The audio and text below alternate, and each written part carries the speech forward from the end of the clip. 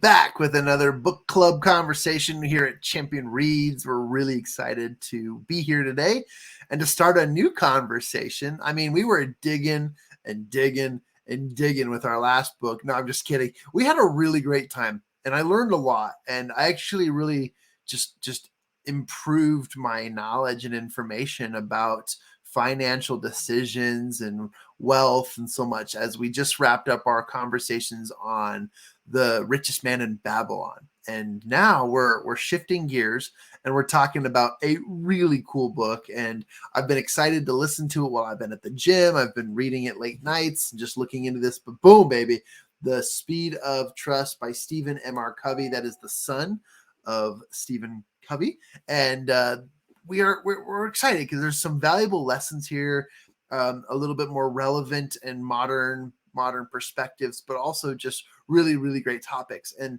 nobody wants to feel like they're alone in this world. Trust is a hot commodity. It is something that is very, very valuable. And I think a lot of us can agree with that. And joining us today, of course, are the executive producers, Mr. Ian Sturmer. What's up, Ian? And then joining us as well, we have some teammates from the Champion Circle team. We got William Blake and Rachel Rampton who'll be jumping in our conversations as well. And again, I'll bring it up on the screen here, but we're going to be talking about The Speed of Trust. Check it out. It's a New York Times bestseller. All you need to know is that over 2 million copies have been sold. Holy cow, that's awesome. And then the purpose of this book is it really is the one thing that changes everything, and it comes down to trust and what it entails and the lessons that are learned. It's a little small to see, so I'll pull that off the screen. But we're really excited to jump in this, and I'm grateful to kick things off. But I want to start off by just sharing that the premise of this awesome book is here. You've got Stephen M.R. Covey, who is the new executive who is tasked with handling the aftermath of a huge merger. And that's between the Franklin Group and the Covey Group. And they all come together. And these are two major corporations in sales and marketing and so forth. And he's tasked with having to bridge gaps as literal bridges are being burned in each of these industries and in the companies and throughout the relationships. Anytime you go through a merger at the big corporate space, there's a lot that goes into it. And, I used to work with a great real estate office. At the time, it was Coldwell Banker. Now it's Colliers International. And there was a time where we went through a massive merger. It was one of the most successful and one of the most highest paid commercial real estate offices in the state of Utah. And the stalwart and fearless leader Brandon Fugel, who's chairman of that company, he wandered into a merger and acquisition of several offices throughout the country. He picked up a office in New York City, and he picked up an office in Miami, Florida, also Denver, Colorado, Phoenix, Arizona, Southern California, and Los Angeles as well. I know. Los Angeles is Southern California. You guys are going to get mad at me here, but even parts of San Diego, Irvine, and so forth. And as one of the PR managers of this corporation, I was tasked with that step of connecting with these offices and getting them up to speed, bridging them and our marketing team at corporate, which was located in Utah. And how frustrating could that be if you're used to what you do in New York City and all of a sudden some Westerner with a weird accent is now taking your commands from your marketing requests. And that's a hard thing. And I just want to kick it off by today's story by just sharing, I highly relate and understand the story. As I was there, I was part of this. This was such an interesting experience in my life and time. And I'll wrap up by just saying this, that there are times that I failed and there are times that I succeeded. But building trust between organizations is really, really, really important.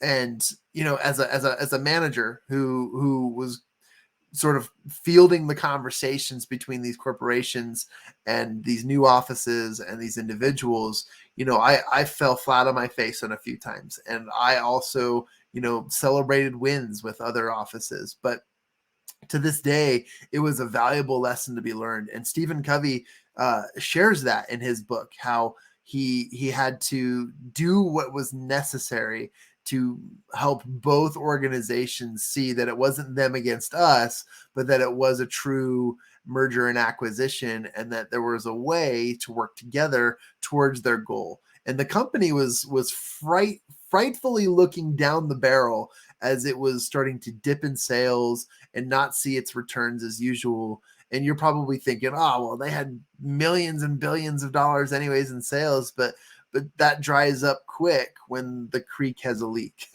And that happens when your team isn't working together.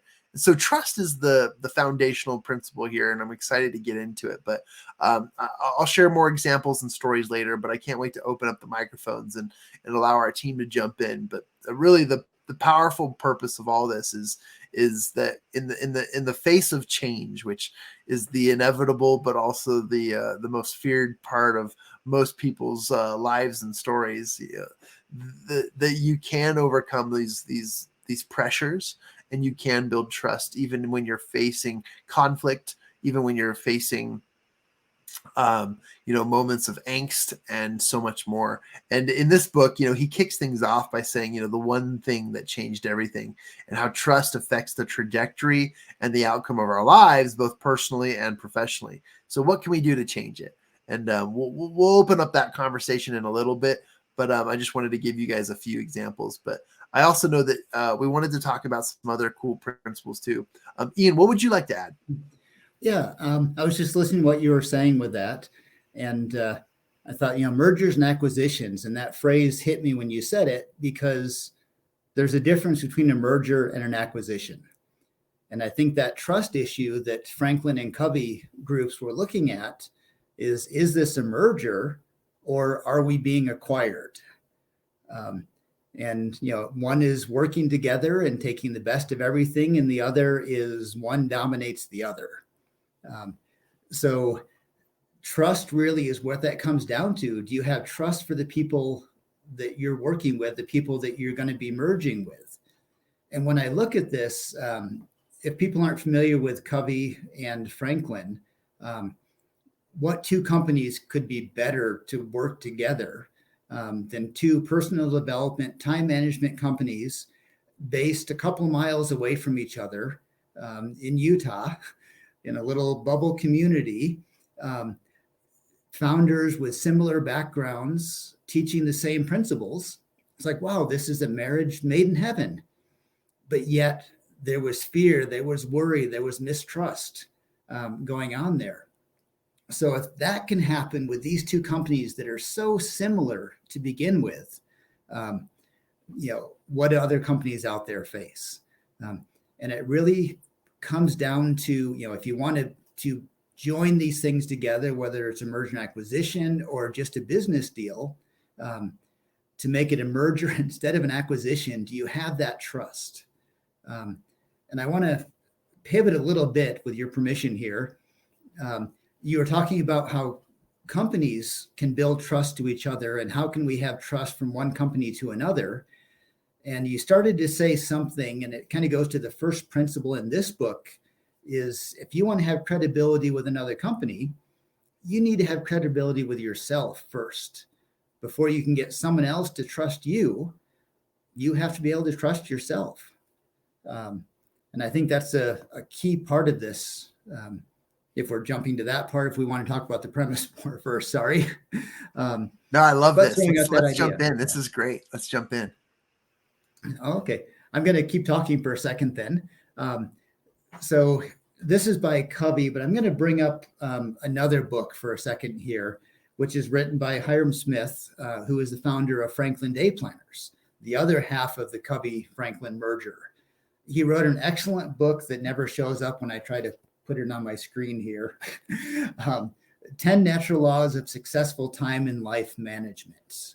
This is one of my favorite personal development books of all. And I just want to read you the two first laws, Law 2 and Law 3. It says, your governing values are the foundation of personal fulfillment. And Law 3, when your daily activities reflect your governing values, you experience inner peace. So when we're talking about trust, we need to build a trust for ourselves first. And, rhetorical question, but how can we trust ourselves? And he kind of mentions in this book, and this very much fits Stephen M.R. Covey's comments as well, that once we know our foundational beliefs and principles, if our actions we take daily are reflecting those beliefs, we'll have inner peace, we'll have inner trust, and people will trust us as we trust ourselves, because our actions are congruent with our beliefs.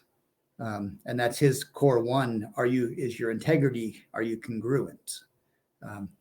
So maybe I'll turn that back to you to talk a little bit about, how do we define our core beliefs? How do we create actions that follow those beliefs?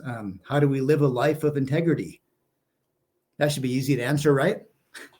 It's yeah. As a business owner and multi-business owner, I love this question.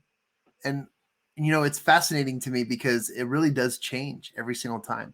And the reason why is, yes, our core values are always with us. But yet when it comes down to it, describing and helping people understand that, it can be difficult to describe. And I love this because, again, when it comes to building trust in the first place, you have to have, like you mentioned, Ian, credibility. And that credibility is established through your values, your interests, and obviously integrity is a huge one. And we could go into some strategies and some tactics or just some tips on how to develop that with individuals. But amongst yourselves, like when you are a integritous person, okay, when you have we'll call it an aura, or people perceive you as somebody who is, one, approachable, two, trustworthy, but three, a leader, somebody who you can follow or even listen to and say, and not be skeptical of what they say. That comes from not only a track record, but also somebody who proves who they are. Everyone is able to say words, like we can all babble out stuff, anything we want to share.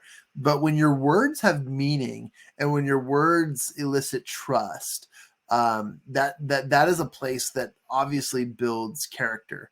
And your character is a representation or a reflection of your business. When it comes to like creating a company mission and vision, I know this is something that we talk about a lot at Champion Circle, like really being clear on what we're working towards. That information is valuable. And remember, like, you can come up with some really great words, and words carry value, but it's the actions behind the words that implement the feeling and perception of that business and who they are, that create the trust, or that create the foundations for believing in what's happening behind the scenes and for the scenes. Anyways, when you talked also, Ian, about the merger, I literally I really had this image in my brain, and I always do this, but I had this image in my brain where the Franklin Covey group, the Franklin group was all sitting at their desks, and all of a sudden these Covey people keep rushing in the office, and they're like, arm wrestle, do it, we got you. Like that's not how it goes, but it does seem and feel that way when you talk about these mergers and acquisitions, because it truly can feel that way, even though that's not the reality. And people's feelings are huge in the process of connecting with one's trust, but also building credibility within a business and to each other. Credibility is earned; it is not bought. Credibility is created through repertoire and existing actions and things you do. So, really, if you think about it, Ian, what credibility comes down to is how you treat others. And does your message, your mission, your vision, your your goal of as a company doesn't match with what you're saying and doing. I think that that's the simplest way to say it and project it. Yeah, I love that. It really comes down to your actions. We can say great words, and we've all listened to a politician give a great speech and wonderful promises, and boy, they're a likable person, but we may not trust what they're doing. We don't see the actions. And that action, sometimes just one person making a step, makes a big difference on the other side. Covey gives a great example in here of a coffee vendor. He's got a little coffee cart in an office building, and he found that he was spending so much time making change that he couldn't do as many transactions. So he ended up putting a little jar saying, here's the prices, drop your money in and make your own change. And people thought, well, he's just going to get robbed blind doing that. But he found out that he actually made more money because people were more willing to leave a bigger tip or not take change out. Because this guy showed trust to his customers. And the customers felt honored that they were trusted so much. And they were willing to pay more and help this guy out because of that level of trust. So I think that's kind of a micro example of the macro side of things. And I'm going to give one more quick example of just the idea of trust as this buildup over time. So I recently bought a car, and I got a Toyota, and test drove it. I did a quick Google search, spent about 3 minutes reading a couple of reviews, and thought, okay, that's good. I also have a vacation coming up, and I saw this new kind of a suitcase that came out, and I thought that looked interesting. I probably spent an hour looking at reviews on this suitcase. $300 suitcase versus a much more expensive car. I spent way longer researching this suitcase than I did the car, because not that I'm endorsing Toyota here, but they build up a reputation over time. I've owned them in the past and I've been pleased with them. I didn't feel the need to do the research on that bigger purchase because there was a trust built up already, where this unknown brand for a smaller amount of money required a lot of research to build a trust for me. And I think that's kind of the premise here of trust, integrity. How does that affect our business? How can we speed up our business? Because trust, like he says, is a commodity. It's not a concept out there in the ether. It's an actual commodity which has a monetary value to it. I love that. I have a couple examples I want to share too that you ignited in my thoughts, but I also wanted to pass it down to William. Willie, would you like to share any thoughts on that as well? Yeah, I would. What a good example. And that, Ian, your example reminded me of this restaurant in Idaho where I think they're called the Bread of Life. And literally what they do is they don't have prices on their sandwiches. You just go in, you make a sandwich, and the whole thing is to help feed the homeless and feed people who don't have money. But people who want to go there are able to, they have a little tablet thing where you can donate it or pay for, however much you need. And they found over the last couple of years that they've made more not putting prices on it and just trusting people and helping them serve. I thought that was really cool that people are willing to give more if they're not expected in a way to pay a certain price, but just us as humans, we're willing to give more and trust people more with our money for doing good in the world. And so, Ian, that popped that example in my head. And if I can touch also on what you mentioned earlier about ourselves, we were talking about values. And what I've seen is our core values aren't our core beliefs. Here's what I mean by that.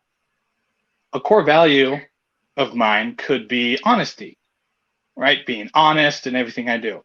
However, my belief in what I act on is when I get in trouble, I might tell a little white lie or not the whole truth, just so that I get in less trouble. So even though my core value is honesty, when it comes to my action and belief, it might not be the exact same way.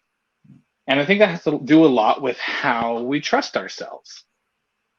Because if you, in another example, and then I'll tie them both together, if as individuals, if we are told to be somewhere at 9 for like a 9 to 5 job, we will be there at 9 and we'll show up and we'll do the work. However, if we tell ourselves that we are going to go to the gym at 9, at least in my experience, I don't know, maybe I'm just like the imperfect one here, but I don't go to the gym at 9. And the question isn't, is that more important or anything? It's, am I trusting myself in what I need to do and what I tell myself to do? I know for me, I've consistently said to myself that I don't trust myself, not because, it's not the value of it, because the value side of it, yeah, I trust myself. But like when it comes to my actions, when it comes to what I actually believe, it's, it's me not taking action on what I need to do. So with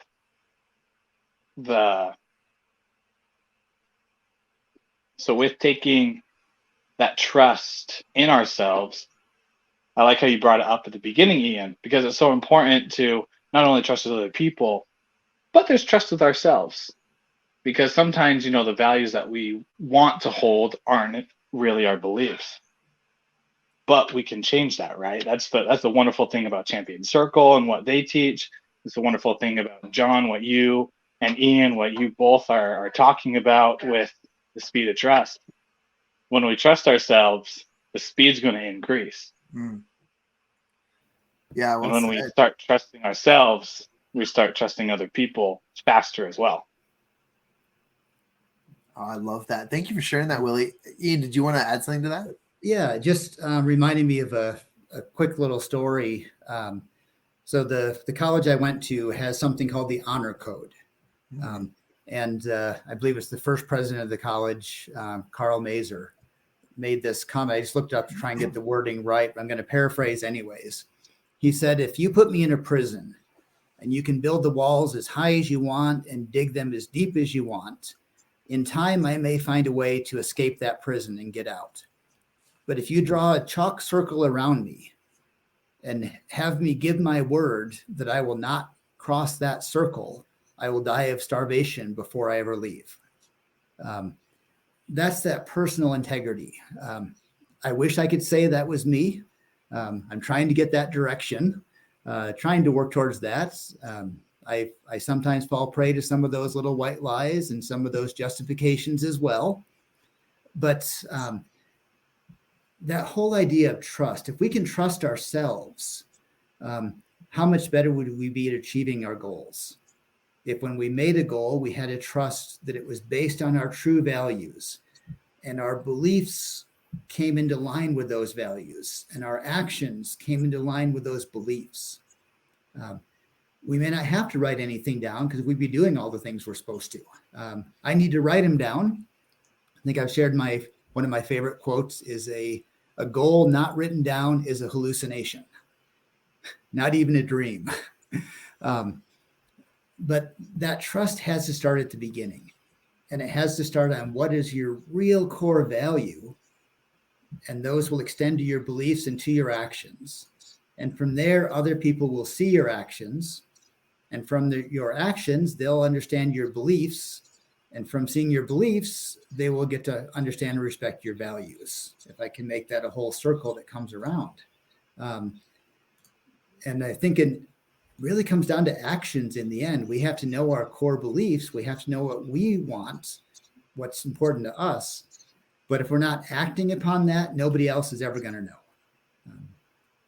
So actions in trust.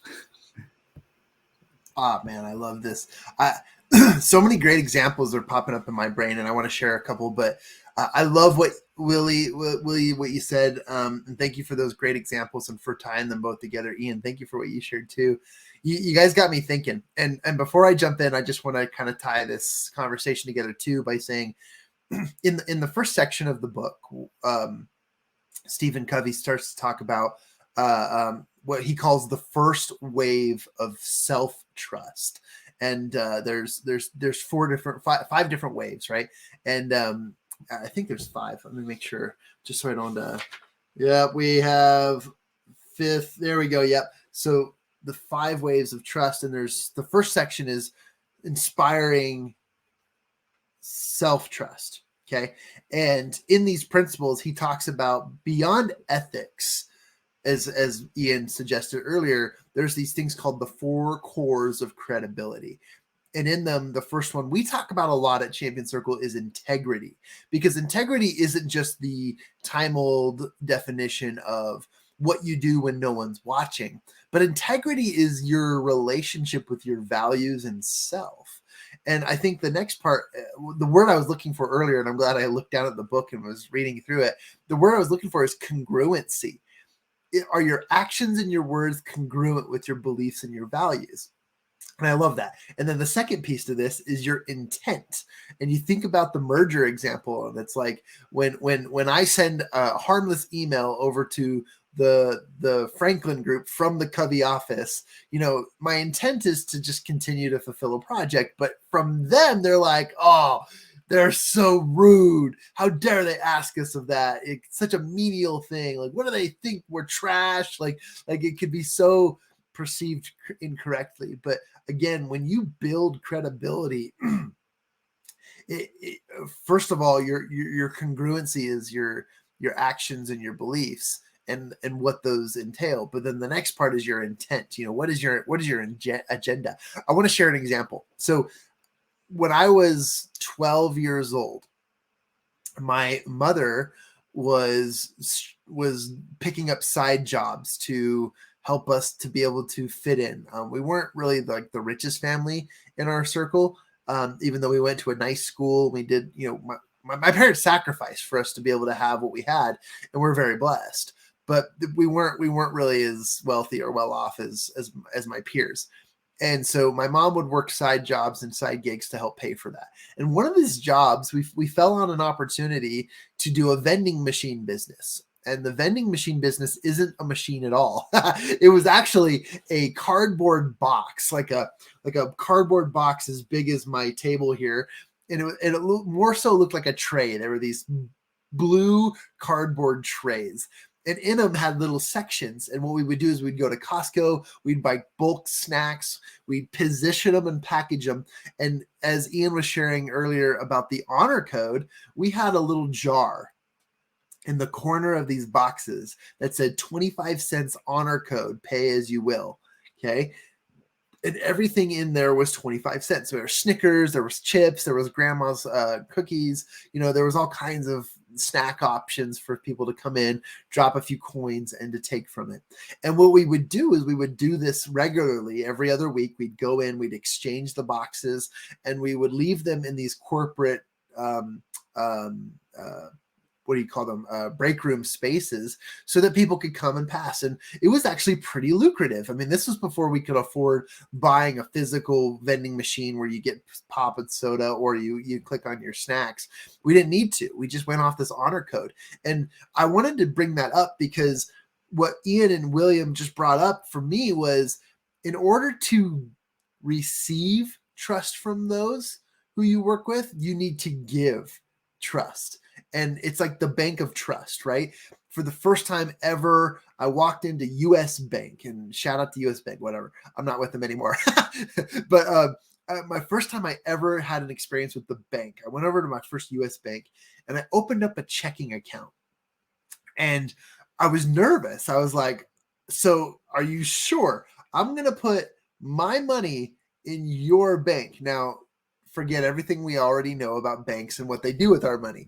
But what builds trust is I go to this bank, I give them my money, And then when I want the money back, I go to the ATM, I put in my card, my information, and boom, deposited. I got cash, or I got money, or it's there when I needed it.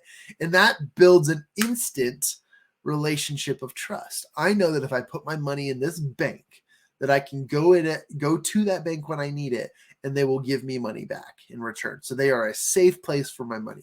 I get it. There are other things in conversations, but this is just a good example. So you build that bank of trust through transactions with each other. So in order to receive trust, you need to give trust. And that was just something that illuminated in my brain as you guys were talking about these relationships. And I like that example, because truthfully, trust that is received is trust that is given. It's a reciprocal relationship, and both and all parties need to focus on that particular project or that particular transaction. So I just thought that was interesting, and I don't know if it spurs other opportunities to share, but I like that idea. And by the way, you guys want to know, yes, the candy business or the vending machine business was a success. We were able to go on like vacations and stuff and pay for things. But I think that by us putting out their honor code, people were like, these people are just good people. They're here. They're providing us snacks. Boom. Yeah, there were some times that people forgot. I'm just going to assume that they forgot to pay us. And, we lost some money there, but like it was overall a positive profit, which came from that trust. So I don't know, very, very interesting aspect to all of this. But sometimes these days people will do something similar to what we did, but they have to put on like a mission or some sort of purpose behind it rather than just money. For example, I walked into a corporate office the other day to give a speech, and I noticed a variety of snacks, and it was very, very similar to our candy business back when I was 12 years old. But what they said was every purchase goes towards the Make-A-Wish Foundation or something like that. And so now people are like, oh, well, the name Make-A-Wish, like if I eat the Snickers bar, I'm making a great contribution. And so that's where their money goes. And that seems to be where the mindset has shifted in the most recent years or in the last decade, which I'm very, very interested in, but I won't dive into that too deep. But Mike is hot. Go ahead, Ian. What would you like to share or add? Yeah, I was just thinking with your vending machine business, the flip side of that, I was driving through the Sierra Nevadas and I stopped at a rest stop, and every single vending machine was smashed open. And someone had gone in there, pulled out the little money changer thing in it, apparently a crowbar or something, and taken everything out of it. So it kind of begs a question, do we live in a society where we can afford to trust somebody else? How do we decide where that level is? At this point, I was watching that, not to make comments about different areas of the country, but there's some areas I'd be more willing to set that out in an office building. And there's other places that I would be worried that somebody's just going to take everything the first chance they get. So I guess in trust, we've got to look at what we're trusting. When are we willing to give some trust to gain some trust? And when are we willing to protect ourselves? And I kind of lost my train of thought as I was saying that one, where to go there, because we're talking about building trust, but there's an issue with that. Are we willing to be taken advantage of? And where is that line? How do we decide where that line is for us? Yeah, I'll jump in and add what I feel like, and this is a great transition because in the first wave of self-trust and within the principles of the 4 cores of credibility, the third core after integrity and intent is capabilities. And are you relevant? I think that's a big aspect to this, and honestly, I think it has a lot to do with what culture, and we talked about culture in the green room earlier, what culture entails. I mean, when companies are formed, okay, it really is. I mean, it is a process. If a company takes life like a human body does, okay, there are growing pains, there are things that have to shift, there are muscles that have to grow, there are organs that have to develop, there are systems that need to continue to expand and become specific. And there are just so many things, but the lifeblood of any company is cash flow. And then the growth of that company is the organization and culture within it to keep its cash flow flowing and also thriving. When the creek dries up, that's when things go south. And I think that this is just an important principle. Relevancy is definitely relating to your culture.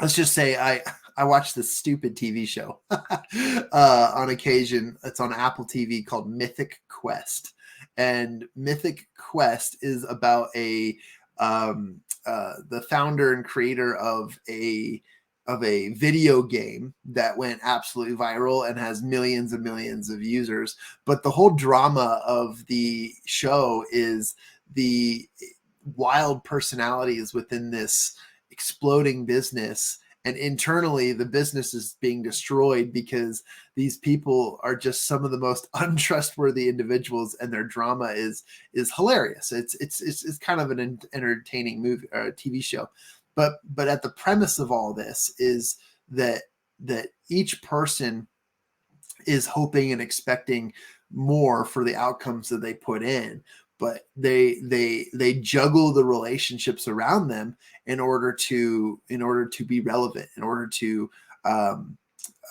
get the marketing and artist or the creative department behind it, and you get the sales department on the same page, and the executive directors to believe in their vision and so forth. And any expansion of their new video game, can they grow it? And it is an interesting example though, because again, relevancy has a lot to do with the relationships within. And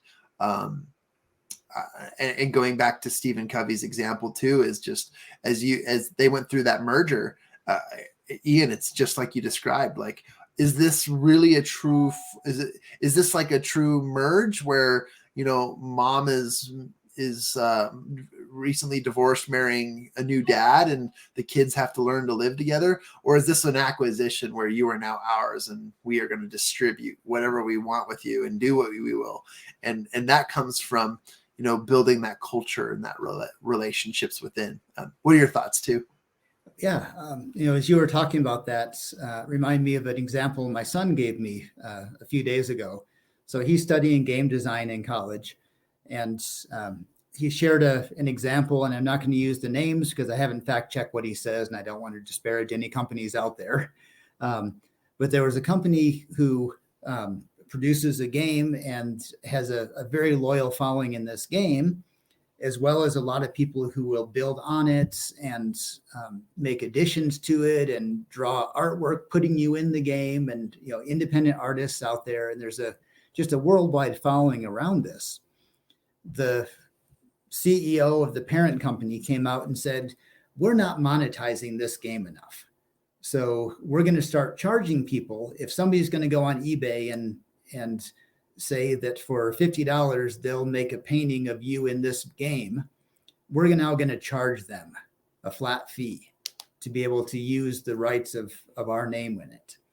And word of that got out, and their online subscription had a huge drop, like 20 to 30% of their online subscribers canceled their subscriptions when news of this got out. And the company had to kind of do a turnaround and say, well, no, we were just thinking ideas. We weren't really going to do that. But the fact is, the company lost the trust of the people, of their consumers, their customers.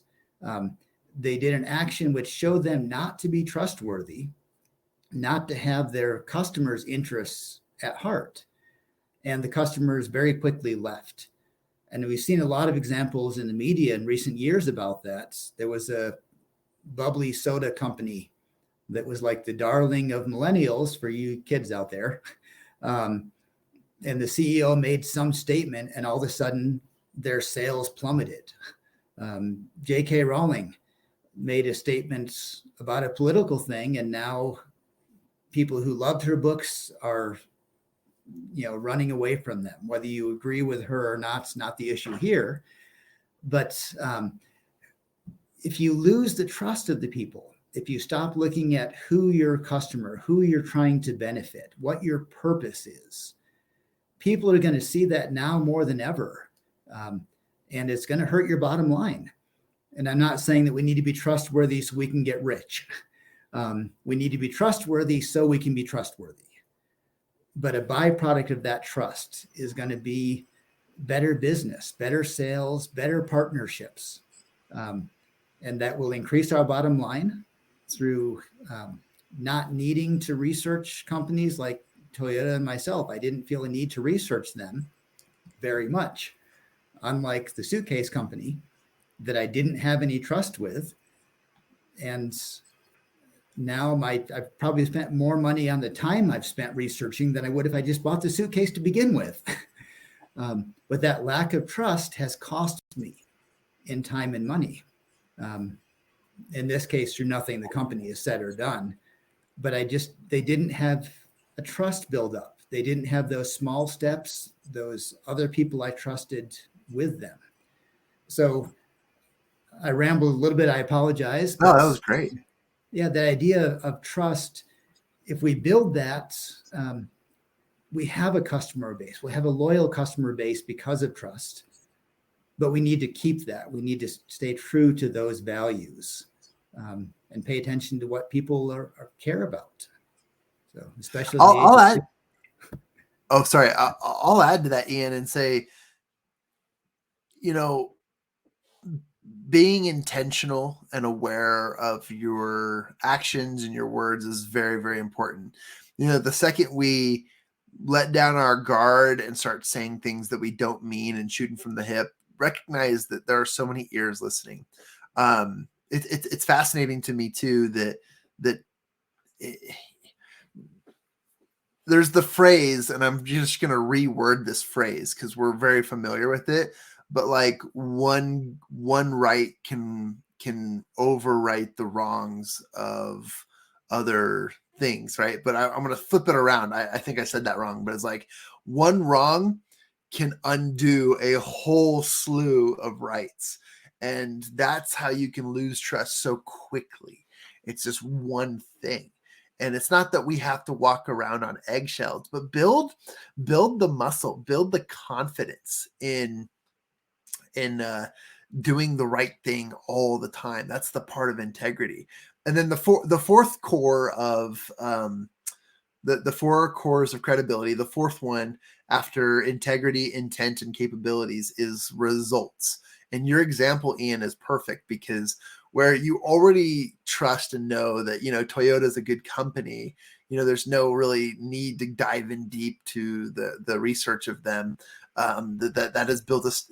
And what's interesting too, is that's a company that you're not spending a couple bucks at. Like a car is a big investment. It's not even an investment. It's a big endeavor. And, there's some recent examples in the news now too.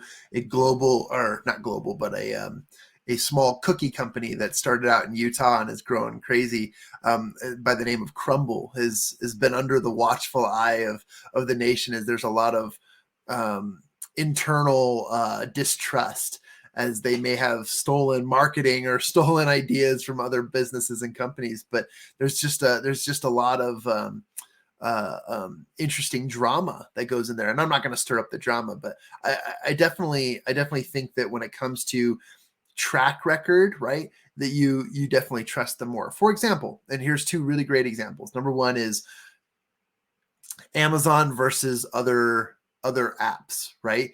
Amazon has spent, almost over a decade of building that trust. And one of the ways they did that was same day delivery. Prime members get free delivery, and also just allowing good quality products to their app, right? To their store, their website.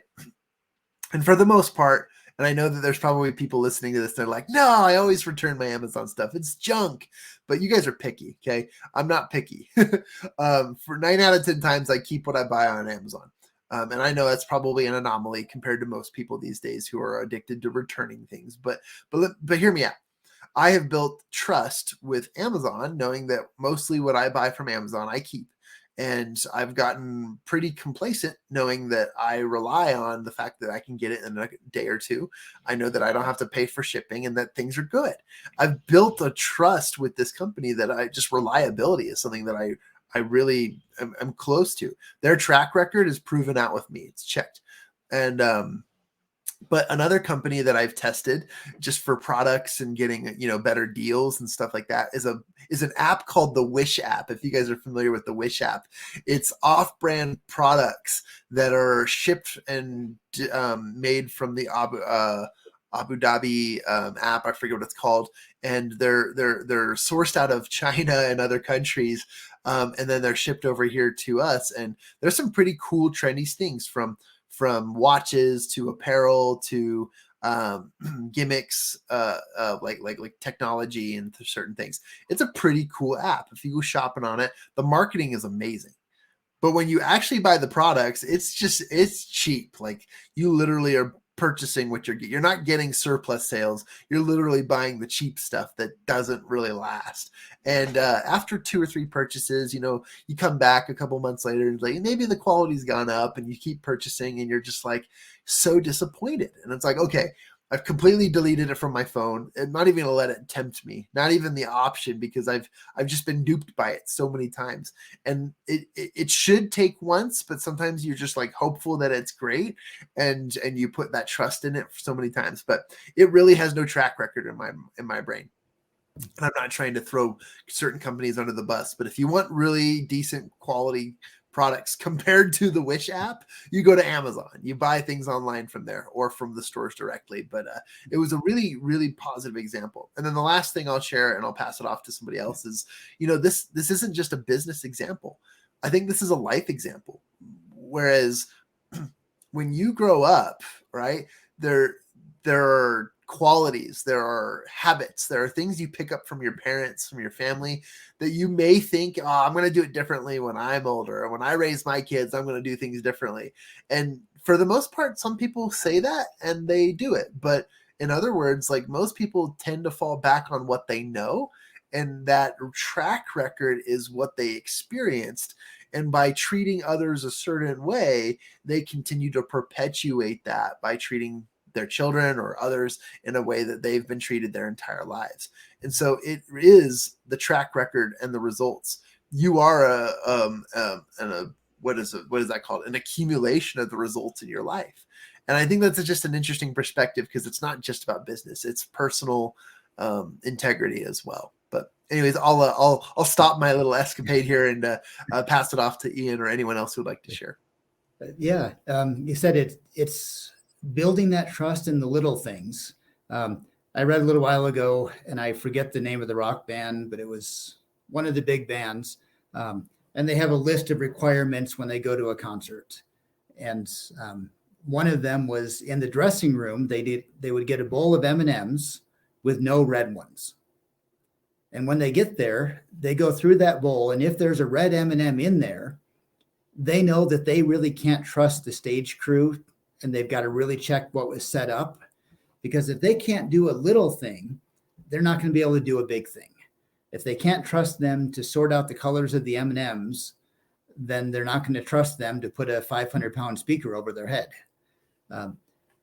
So making sure we follow through with the little things. An old example of whether you can trust somebody is look at their shoes.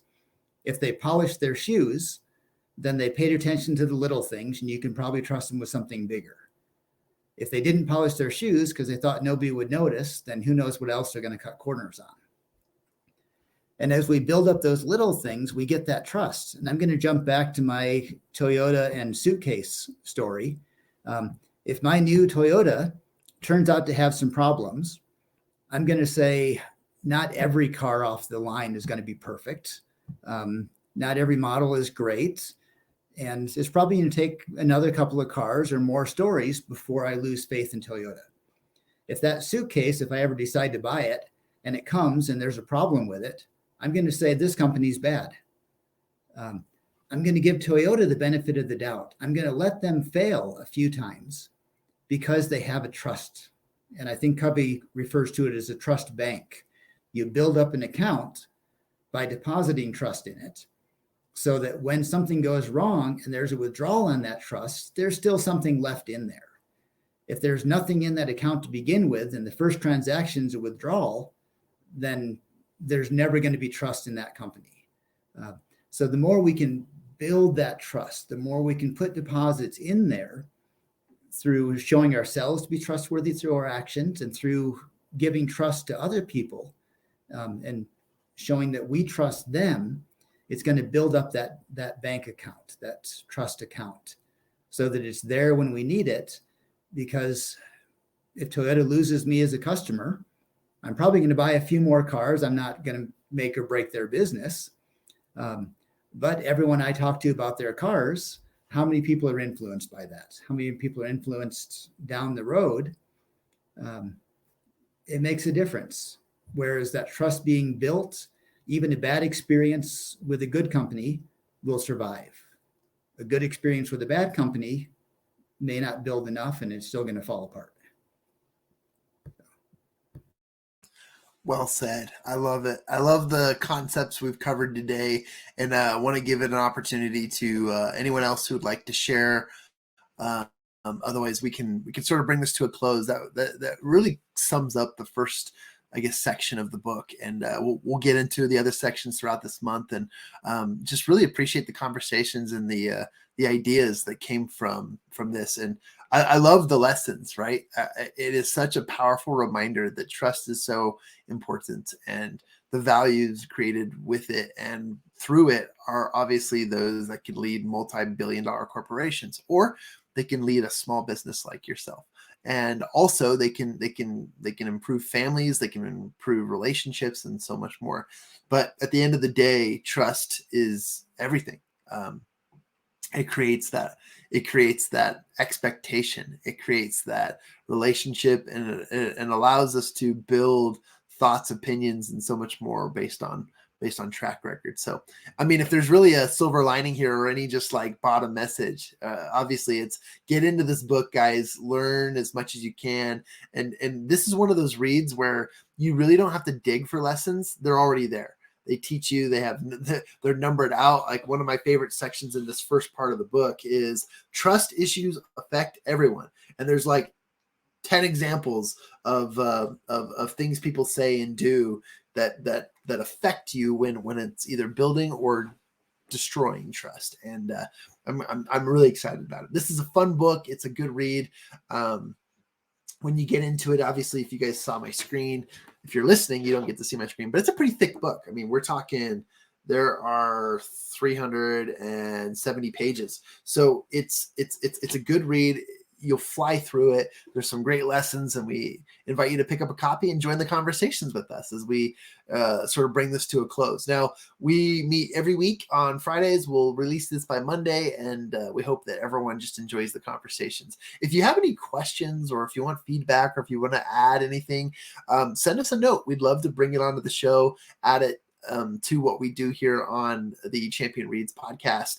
But we would love to hear from you. You can send us a message or an email to team@mychampioncircle.com. That's going to get you right to where we are. And also, I just remembered as I was saying that we have a Champion Reads email, but I won't share that just yet. We're keeping that one protected for now. So Champion Circle is the founding sponsor of this, and look for Champion Circle near you. Right now, we've got chapters built in Utah. You can attend at any time, as well as you can participate in our monthly virtual workshops and training via Zoom. And those are fun, exciting, and we walk through the personal development steps of Think and Grow Rich, as well as the applicable resources that are that can be used in your life to achieve what you're working towards. We have a support team there. We've got accountability and some coaching, and then of course the favorite of all favorites. Everyone loves to come to our Play to Connect events, where we get together with a bunch of professionals and act like children for the evening. No, I'm just kidding. But we do have fun. We get out and we do things that make us laugh, that let down our guard, and to build that trust. And that's one thing that Champion Circle prides itself about, is building trust, so that we can mastermind and work together and open up our hearts and our thoughts, so that we can quickly and build success through accelerated forms. And that's really the purpose of what we do here and why we're here as well. So this is, if in many ways, Ian, thank you for suggesting this book to us. As I was talking to my father the other day over dinner, I was mentioning, yeah, our book club's reading The Speed of Trust. And he goes, my company reads that every year. And I said, oh, wow, that's really interesting. He says, yeah, this is one of those books like Good to Great and a couple other the classics that you should probably always stay, what's the right word here? Not abreast, but like constantly in tune with, because of its principles. And yeah, we're digging into this one a lot. So appreciate you guys. Any final thoughts or comments? Otherwise, we can hit the outro and then get on to our next session. But this was the first part of many parts to come from the Speed of Trust conversations. And we appreciate you. Awesome. Okay, guys. We'll talk to you soon. And I'm going to hit the outro button in 5, 4, 3, 2. Woo!